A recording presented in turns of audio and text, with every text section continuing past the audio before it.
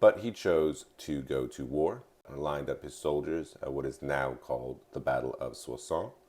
It was him against Clovis, one of Clovis's relatives named Ragnacar, and some others. We are not exactly sure how many people lined up on either side, either soldiers or other commanders.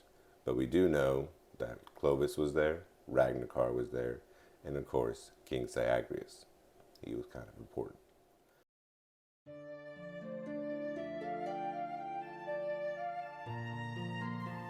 This is Medieval Germanica, a podcast for history lovers with a medievalist soul, brought to you by your host, Brandon Foster.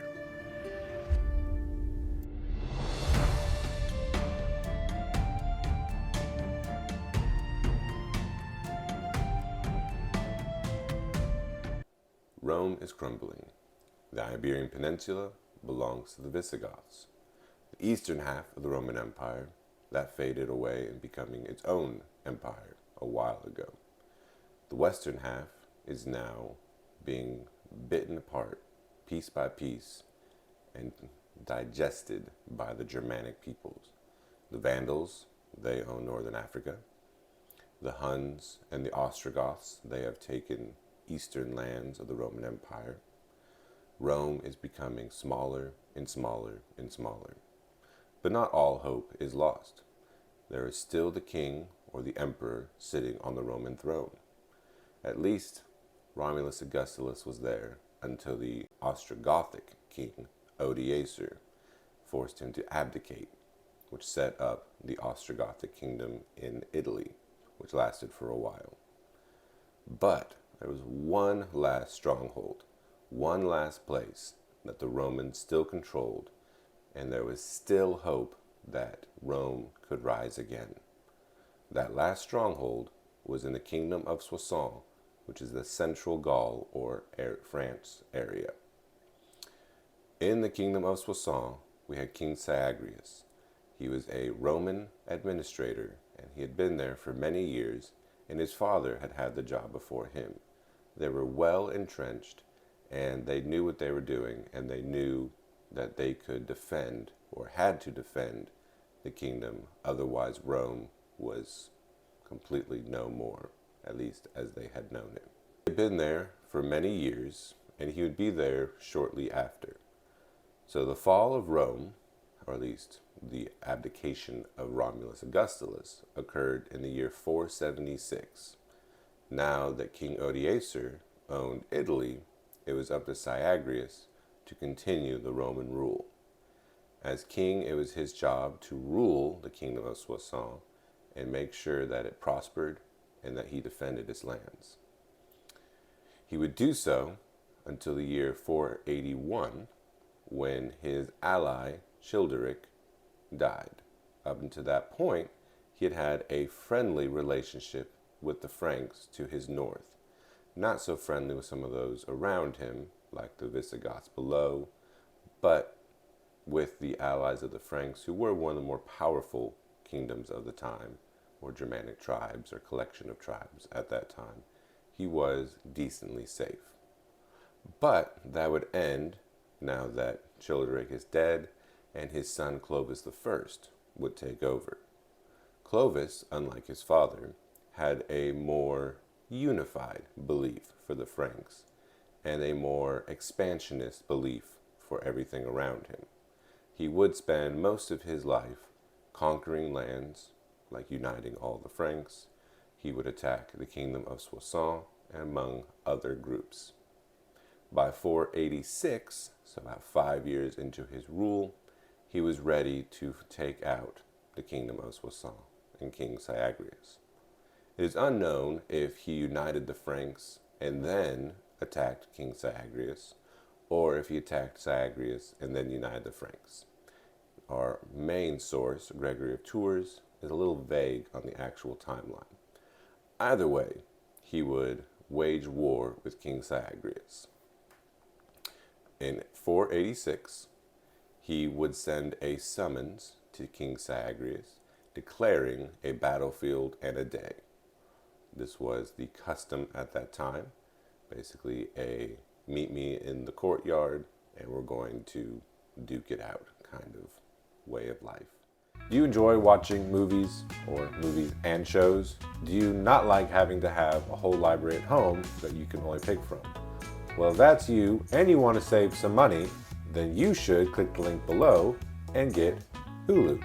This is Hulu free for 1 month with the link below. And they contribute to me financially if you do so. So you get free Hulu for 1 month. I get some money for paying, advertising for this. Everybody wins. Who doesn't like that? Free stuff, money made. Yeah, cool. So you should click below. I'm terrible at these. Thanks. Support my channel. Yeah. King Syagrius had two choices. Of course, he could go to the summons. He could wage war with Clovis and hope to defeat the rising Franks. Or he could try and stay home and endure a siege, which is never fun for anybody. Sieges always ended poorly for both sides. But he chose to go to war and lined up his soldiers at what is now called the Battle of Soissons. It was him against Clovis, one of Clovis's relatives named Ragnacar, and some others. We are not exactly sure how many people lined up on either side, either soldiers or other commanders. But we do know that Clovis was there, Ragnacar was there, and of course, King Syagrius.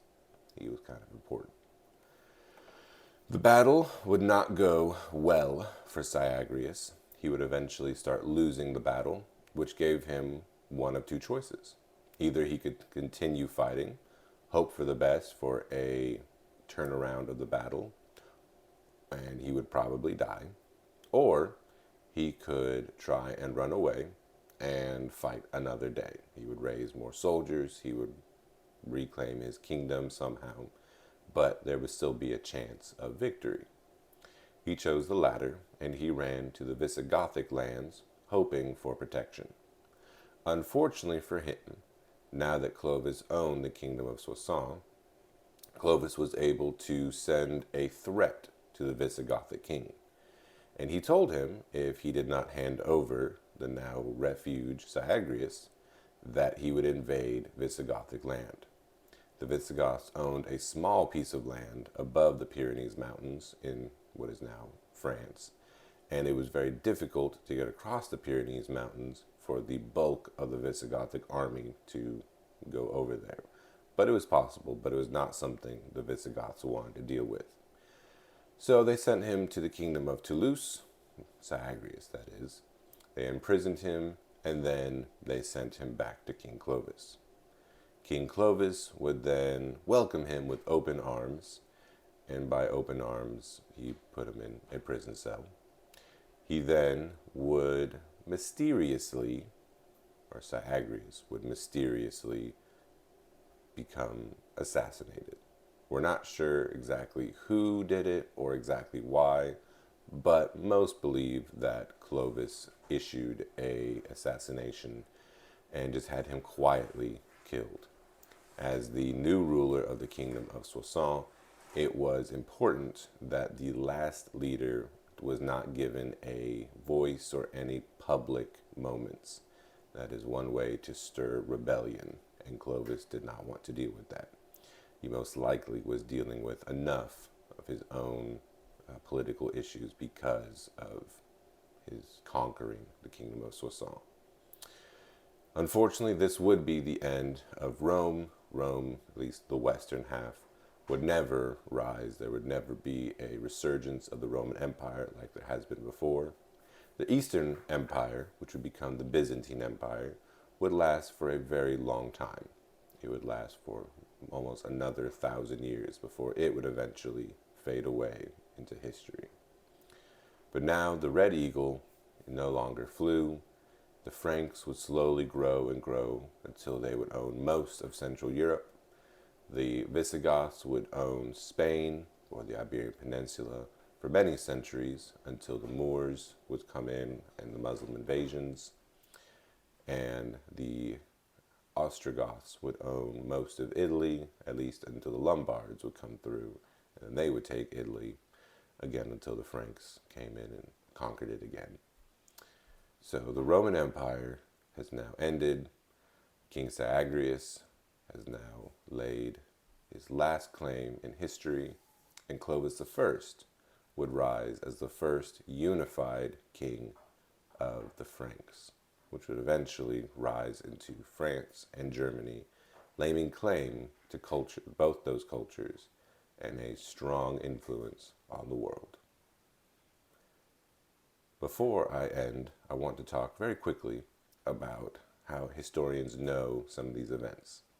Knowing how we know is very important to knowing that we're not making some of this up or just exaggerating and telling good stories. So most of our knowledge comes from someone I've already mentioned, and that's Gregory of Tours. Gregory of Tours was a bishop who lived in Tours, the city of Tours, and he was a chronicler about a century after these events. So he was wanting to write a history of the Franks, which is what his book is called. And so he wrote a semi-detailed story from the rise of Clovis I all the way to his time, chronicling Clovis's achievements, his son's achievements, his grandsons, great-grandsons, all the way up to his time. I don't remember how many generations it is. And he is our main source. We have others. We have archaeological sites, like we have found Childerich's body and his grave, and it backs up many things that Gregory of Tours says. We have found some of the cities, we have artifacts, there are many other things, but our primary written source is Gregory of Tours, and that really helps historians solidify some of the events in our knowledge of that time. Thank you for watching. I hope you enjoyed and have a wonderful day.